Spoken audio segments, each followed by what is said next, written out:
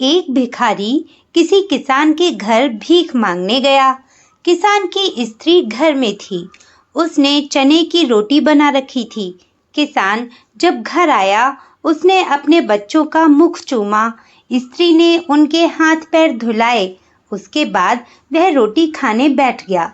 स्त्री ने एक मुट्ठी चना भिखारी को डाल दिया। भिखारी चना लेकर चल दिया। रास्ते में भिखारी सोचने लगा, हमारा भी कोई जीवन है। दिन भर कुत्ते की तरह मांगते फिरते हैं, फिर स्वयं बनाना पड़ता है। इस किसान को देखो, कैसा सुंदर घर है।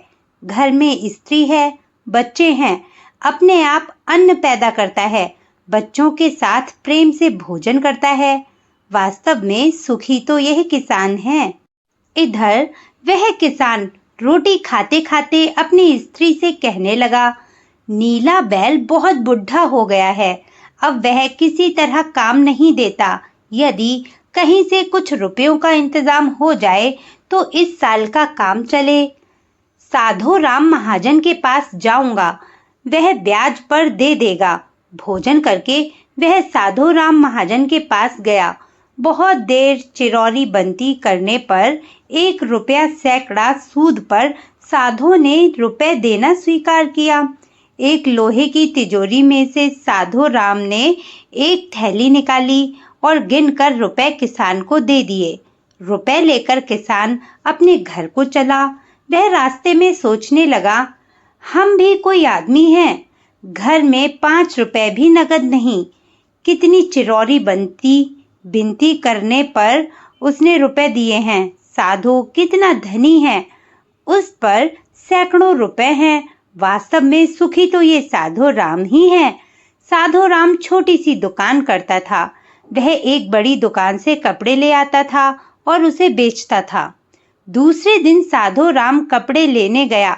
वहां सेठ पृथ्वी चंद की दुकान से कपड़ा लिया। वह वहां बैठा ही था कि इतनी देर में कई तार आए। कोई बंबई का था, कोई कलकत्ते का। किसी में लिखा था 5 लाख मुनाफा हुआ, किसी में 1 लाख का। साधु महाजन ये सब देखता रहा। कपड़ा लेकर वह चला गया। रास्ते में सोचने लगा, हम भी कोई आदमी हैं। 100-200 जुड़ गए महाजन कहलाने लगे। पृथ्वी चंद कैसे हैं, एक दिन में लाखों का फायदा। वास्तव में सुखी तो ये हैं।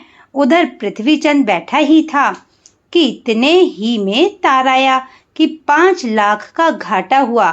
वह बड़ी चिंता में था कि नौकर ने कहा, आज लाट साहब की राय बहादुर सेठ के यहाँ दावत है, आपको जाना है, मोटर तैयार है। पृथ्वी चंद मोटर पर चढ़कर राय बहादुर की कोठी पर चला गया। वहां सोने चांदी की कुर्सियां पड़ी थीं। राय बहादुर जी से कलेक्टर कमिश्नर हाथ मिला रहे थे। बड़े बड़े सेठ खड़े थे। वहां पृथ्वी चंद सेठ को कौन पूछता। वे भी एक कुर्सी पर जाकर बैठ गया। लाट साहब आए, राय बहादुर से हाथ मिलाया, उनके साथ चाय पी और चले गए। पृथ्वी चंद अपनी मोटर में लौट रहे थे। रास्ते में सोचते आते हैं, हम भी कोई सेठ हैं। 5 लाख के घाटे से ही घबरा गए।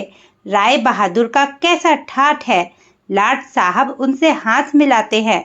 वास्तव में सुखी तो यही हैं। अब इधर लाट साहब के चले जाने पर राय बहादुर के सिर में दर्द हो गया। बड़े बड़े डॉक्टर आए। एक कमरे वे पड़े थे। कई तार घाटे के एक साथ आ गए। उनकी भी चिंता थी।